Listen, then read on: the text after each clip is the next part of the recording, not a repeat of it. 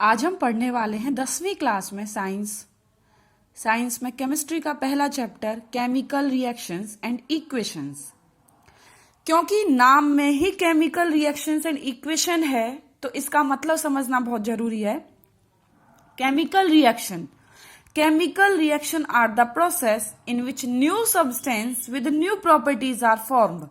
मतलब chemical reaction वह प्रक्रिया है जिसमें नए पदार्थ नई प्रॉपर्टीज के साथ में बनते हैं। जैसे आपके सामने एग्जाम्पल है N2 plus 3H2 arrow 2NH3। इसमें क्या है, N2 नाइट्रोजन और हाइड्रोजन आपस में रिएक्शन कर रहे हैं और एक नया पदार्थ अमोनिया बना रहे हैं, तो ये केमिकल रिएक्शन हुई। यहां पर मैंने ऊपर लिखा है रिएक्टेंट एंड प्रोडक्ट।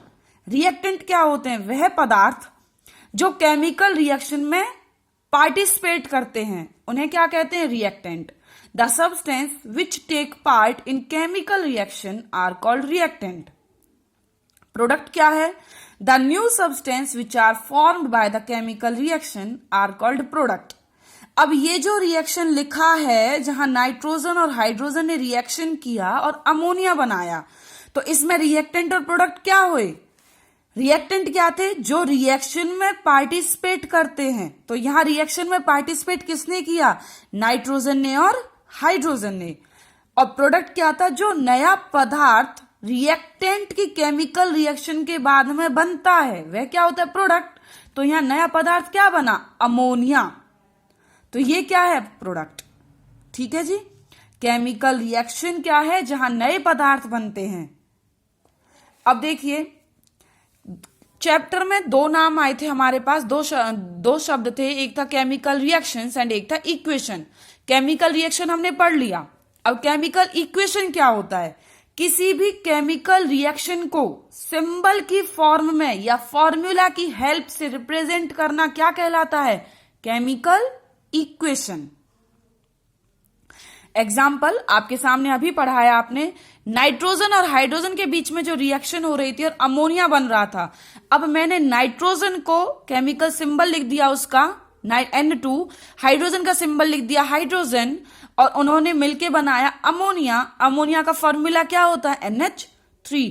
तो केमिकल रिएक्शन को सिंबल की फॉर्म में और फॉर्मूला की फॉर्म में रिप्रेजेंट किया है, तो ये क्या है, केमिकल इक्वेशन। क्या है ये, केमिकल इक्वेशन।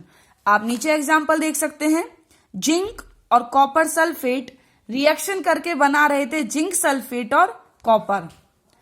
अब यहां पर ये तो केमिकल रिएक्शन थी, लेकिन अगर मैंने जिंक का सिंबल लिखा Zn, कॉपर सल्फेट का फॉर्मूला लिखा CuSO4 और इन दोनों रिएक्टेंट ने रिएक्शन करके प्रोडक्ट बना दिया जिंक सल्फेट और कॉपर। जिंक सल्फेट का फॉर्मूला है ZnSO4 और कॉपर का सिंबल है Cu।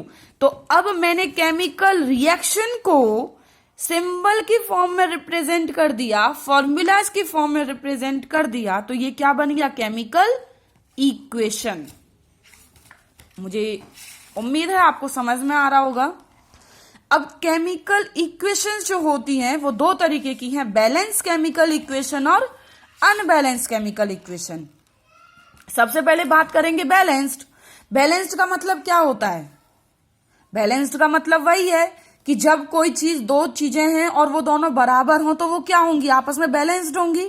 तो वही बैलेंस्ड केमिकल इक्वेशन है। केमिकल इक्वेशन में दो चीजें क्या हैं, एक रिएक्टेंट है और एक प्रोडक्ट है। जब रिएक्टेंट और प्रोडक्ट में जो एटम्स पार्टिसिपेट कर रहे हैं डिफरेंट एलिमेंट्स के, उनके एटम्स का नंबर इक्वल हो, किसमें, रिएक्टेंट में और प्रोडक्ट में, तो वो क्या कहलाएगा, balanced chemical equation. When the number of atoms of different elements in the reactant and product are equal on both sides are called balanced chemical equation। मतलब जब केमिकल रिएक्शन के अंदर रिएक्टेंट और प्रोडक्ट में जो एटम्स पार्टिसिपेट कर रहे हैं उन सभी एटम्स का नंबर बराबर हो। जैसे कि जिंक एक था, यहां भी मैंने प्रोडक्ट में देखा जिंक एक ही है, रिएक्टेंट में कॉपर एक है, प्रोडक्ट में भी कॉपर एक है, जिंक यहां रिएक्टेंट में सल्फर 1 है, प्रोडक्ट में भी सल्फर 1 है, रिएक्टेंट में ऑक्सीजन 4 है, प्रोडक्ट में भी ऑक्सीजन 4 है। तो ये क्या है? Balanced chemical equation. देखिए मैंने यहां लिखा भी है, जिंक 1 है, प्रोडक्ट में 1 है, आप देख सकते हैं। तो ये क्या है? बैलेंस्ड केमिकल इक्वेशन या रिएक्शन। अनबैलेंस्ड क्या होगा? अनबैलेंस्ड का मतलब क्या है? जब कोई दो चीजें आपस में बराबर ना हो तो वो होगा अनबैलेंस्ड। तो अब यहां मेरे पास दो चीजें क्या हैं? अरे केमिकल रिएक्शन बात कर रही हूं, इक्वेशंस की बात कर रही हूं, तो रिएक्टेंट और प्रोडक्ट ही है। तो रिएक्टेंट मैंने एग्जाम्पल लिया है, एग्जाम्पल बाद में जाएंगे। जब एटम्स का नंबर रिएक्टेंट और प्रोडक्ट में बराबर ना हो तो वो क्या कहलाएगा? Unbalanced chemical equation.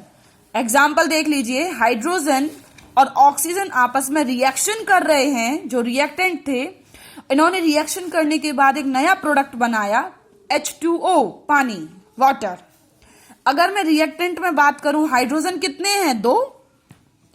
लेकिन प्रोडक्ट में हाइड्रोजन कितने हैं? 2। ठीक है, दोनों बैलेंस्ड हो गए यहां। तो ऑक्सीजन कितने हैं रिएक्टेंट के अंदर? 2।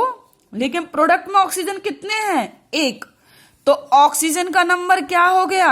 अलग अलग हो गया। और जब अलग अलग हो गया तो ये बैलेंस्ड नहीं रहा, और जब बैलेंस्ड नहीं रहा तो ये कौन सी रिएक्शन कहलाएगी? अनबैलेंस्ड केमिकल रिएक्शन या फिर अनबैलेंस्ड केमिकल इक्वेशन। आप देख सकते हो, number of oxygen atoms differ in reactant and product, so it is unbalanced chemical equation. I hope आपको समझ में आया होगा। नेक्स्ट वीडियो बाद में लेकर आएंगे। धन्यवाद।